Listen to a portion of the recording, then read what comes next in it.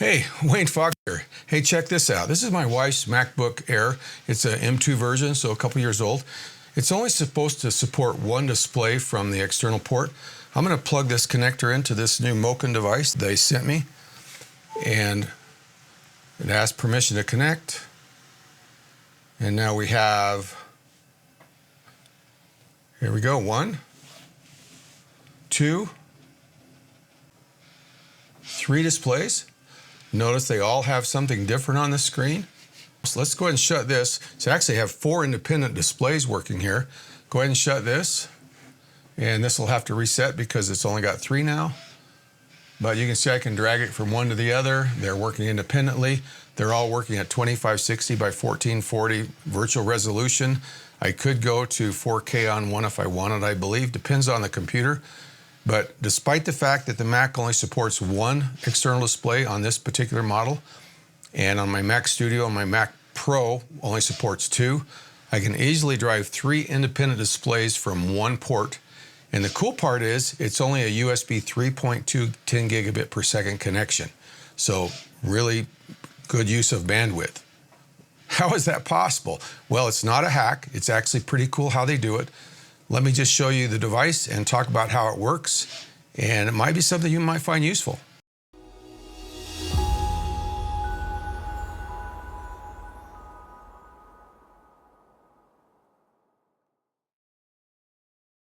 Okay, I'll admit when Mokin asked if I'd like to check out their triple display USB-C docking station, I almost said no because I typically don't review USB docks, just Thunderbolt docks. But I was curious because of the triple display thing. I thought, yeah, what the heck. Now, a lot of times if your Thunderbolt dock doesn't have enough USB ports, you can actually add a USB hub or dock to one of those ports or even the Thunderbolt port and extend your USB connectivity if you have too many devices. I've done that myself quite a bit. So I thought, well, it might be good for that. So when they sent it to me, I was a little puzzled because I thought, well, triple display doesn't work on a Mac. You can only hook up 1 to some and 2 to others. And I thought, well, okay, let's just go ahead and do the video and we'll check it out. So I did the video, I was working on it, and I thought, well, maybe I should try hooking up that third display because it seemed to be something different, as you'll see in just a minute. And I was surprised that it worked. So I threw the video out and I'm starting over because it actually does work pretty well. Now, one comment I'll make, a little annoyance to me is these dock makers don't understand there's no such thing as a USB-C dock. I mean, to be honest, I could call my Thunderbolt docks a USB-C dock. It's unfortunate when they created the USB-C connection, which involved a lot of companies, including Apple. It was one of the major drivers of developing that connector. They threw the word USB on it because it has nothing to do with USB. That's just the name of the connector. And so you have to say what the dock actually is. Is this a USB 4 dock, USB 4 version 2 dock? You know, is it a USB 3 dock? All of those can be USB-C. What it is USB 3.2 dock, and that's what makes it interesting because, as I mentioned, you're driving 3 displays with a USB 3.2 connection, only 10 gigabits of bandwidth, and it works pretty well. I've been using it for almost a month now. So let me show you the box opening I did back when I did the video before I threw it all away, and then we'll talk a little bit about how it works, how reliable it's been, and if something that you might be interested in. Okay, let's see what's in the box. I'm going to voice this over. I opened it up earlier. Has a little bit of paperwork, and one of the things on there is a QR code, which you might need, but the device itself will actually provide it. It was a little hard to get out of the box, so I just dumped it out. Wrapped up similar to many things, and then we peel the front off, and it's actually quite attractive. Also in the box, we have a couple of cables. So this first cable is USB-A 3.2 to USB-C, so I assume it's rated at probably just 10 gigabits per second. There's no marking on the cable to actually know what the cable's capable speeds are, which is something that all cables should have on them now. But in this case, since it's a USB 3.2 10 gigabit per second device, we'll assume that's the rating of the cable. The other one is a USB-C to USB-C connector, also probably a USB 3.2 10 gigabit per second cable. Again, not marked. It doesn't show us the speed on it. So that's it for the box. There is no power supply provided. It does say that a power supply is required. It has a USB-C connection for that power supply. So you'll have to provide one for yourself. I found that you don't always need it. It depends on what you're connecting it to, how much power the port has. but we'll get into that more in a minute. Okay, so let's take a look at the ports. We notice on the front we have 4 USB 3.2 10 gigabit per second ports. 2 are Type-C connectors, 2 are Type-A connectors. We also have the typical audio in, audio out combination port on the front. What you can see here is there's actually a small display right here, which once we plug it in, you'll be able to see. And that provides feedback in the installation process. This does require the installation of a driver on your computer. And it also gives you feedback of what's connected. And on the top, there is a button, and this button is actually to navigate that display to see various screens. It's not actually a power button. Works pretty good. So when I saw the back, this was my first clue that there's something going on here other than what I expected, because I don't have any more USB 3.2 connections. All I have is a 1 gigabit per second Ethernet port, pretty slow, SD 3.0 TF and SD card slot, 2 USB 2.0 connections, specifically for mice and keyboard, things like that. I have a connection to the host computer, which is type USB-C. I have a power connection to some type of power supply, not needed all the time. We'll get into that in a minute. And then I have 5 display connections. Display 1, Display 2, Display 3. And what I found was it's pretty specific. You do need to use Display 1 first, especially if you're not connecting to, if you're connecting to a computer like a Mac Studio, which doesn't have its own, another display. Not quite as critical if you have a MacBook.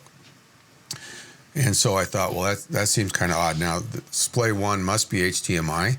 The other 2, Display 2 and Display 3, both DisplayPort and HDMI. And in my case, I use HDMI for the first display, but I actually have the other 2 displays using DisplayPort. It works really well. So it's a pretty attractive device. One thing that I discovered, which is kind of interesting, the bottom is actually sort of a suction cup. And when I put it down, you can see that it sort of holds it in place. Now, it's not real aggressive, but it is pretty handy. Even on my desk here, which is, just wood, it kind of holds it in place. So this uses a technology by a company called Silicon Motion that's called Instant View, which basically creates virtual displays on the Mac or the Windows computer, and then using screen recording and screen sharing technologies built into the operating system, compress the data into a very compact format, transmit it over the 10 gigabit per second 3.2 line. A special chip inside the dock will then uncompress that and send it out to the correct displays. So it's able to transmit the data with much less bandwidth than is typically required. I was actually using my main display it's a 4K display, but I had it set to my normal resolution of 2560 by 1440. But I was running it at 144 hertz, 144 frames per second on the game that I like to play. The other 2 were running the same resolution at 60 hertz, and I saw no lag, no glitches, no nothing. Pretty interesting technology. Now, you do have to make sure when you set it up, you give the software, Instant View, the privileges in your operating system to actually access your screen, to record it, and to share your screen. Once you do that, it's pretty transparent. It works really, really well. Before I set it up, I was going to mention the caveats after I set it up, but I think probably better off if I mention them now. There's a couple things that it probably isn't going to work real good for. If you're doing high-end video, 8K, even 4K stuff in Final Cut Pro, there might be some lagging that typically you wouldn't see. I don't know. I actually was creating my ScreenFlow video, which I was recording 2 4K feeds coming in, and I was doing just fine with it, but then I'm not doing some really super, super cool high-end stuff, so it worked fine for me. The other caveat is because it's recording the screen, the copy protection schemes built into the current display technologies will kick in, and you will not get video of copy protected material. So if you're watching on your computer, if you're trying to watch YouTube TV or a video from Prime, or in my case, I've got some videos from Apple TV. If you're trying to watch those on one of the external displays, then you're not going to see the video. Now, you can still watch it on your main display if you're on a MacBook. So let me show you real quick how you set it up and get it running, how it works as far as the display panel and the display settings on your computer, and we'll call it good. So when you first plug it in, you'll get this probably little smiley face. You probably will get a QR code. You can scan the code and go there to get the driver. It's probably easier just to go get it. Just go to Safari or Chrome or whatever browser you use. Search for Silicon, if I can type. Motion SM77. And you should see a link that's SM77 driver download. Just go there. Make sure you're getting the 77 and not the 76. In my case, this is for my Mac, so I'm going to download it here. I've already done that. Basically just going to open that up. It's a simple matter of dragging that into the applications folder, and then go to your applications folder and find Mac OS InstaView and double click it and launch it. Now I haven't connected it yet, so I get this message. Let's go ahead and connect it.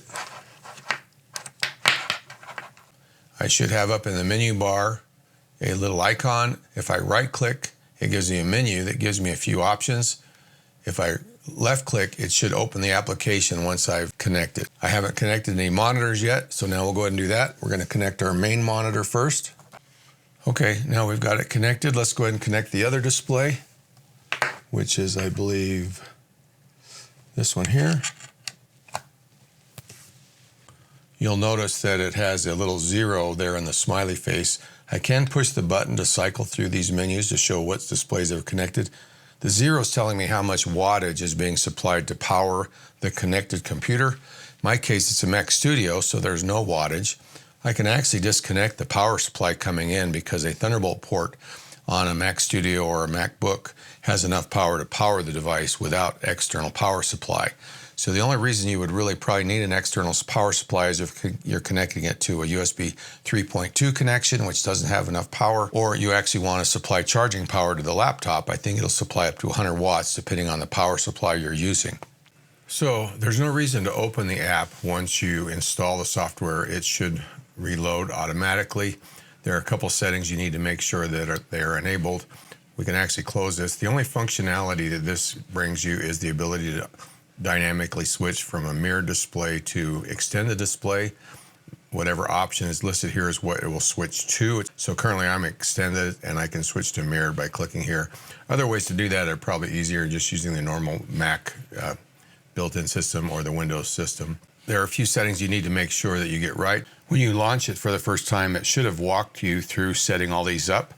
But just in case something doesn't seem to be working right, here are a few things to check. You'll notice if I right-click on this menu, you can open your display settings from here directly. And we'll go over the display settings here in just a minute. Notice here that there's a couple things we need to double check. First of all, under privacy and security, under screen and system audio recording, we need to make sure that Mac OS InstaView is enabled. The other thing you need to check is that under general, under login items and extensions, that you are allowing Mac OS Instant View to operate in the background. If you happen to be on a laptop, another setting you might want to check is under System Settings, go to Privacy and Security. If you scroll all the way down to the bottom, you will get a choice here, Accessories, ask for new accessories. When you first plug the device in, it might have asked you for that. It will always ask, or only ask if it's new, or it'll automatically allow when unlocked. And you want to probably use the ask for new, so it'll only ask you the first time you plug the device in. I'm not sure why that's not on things like Mac Studio and Mac Mini, but apparently it's not. It's only on the laptops. So once it's connected, it's pretty transparent. We can go to our settings and go to display, and you'll see that it looks pretty much like they're connected directly. It does say this low resolution for the second and third displays for some settings. Not sure what that means because it's not low. I get the full 2560 by 1440. I don't really know what that's trying to tell me, but I see no visual impact from it at all. You'll notice in my display 1, I'm running at 144 Hertz with no issues. Like I said, I was playing a game and getting full 144 frames per second, no problem. Didn't see any lag, didn't see any issues. Well, I hope you found that helpful. I think it's a great device for some people. It could be really, really useful, especially those who have MacBooks that only support one external display and they really would like to have a second one, or those that have, some bandwidth concerns and want to kind of limit how much bandwidth. Now, there probably is a little bit of overhead as far as the Mac operating system and as far as the OS having to do this, but because it really is operating system functionality, it's not a hack. And what makes it work is a special chip inside of the device which decompresses that video so quickly. So it works really, really well. I've had no problem. Like I said, I've been using it for over a month now, pretty much exclusively with several different docks, directly to my MacBook, directly to my Mac Studio. Been working great. If you want to grab one of these, I'll have a link in the description below. Appreciate those that use the links. Help me buy some of these devices that I like to review. Hopefully you found this useful. If you have any questions, hit me with a comment. Hey, thanks for watching. See ya.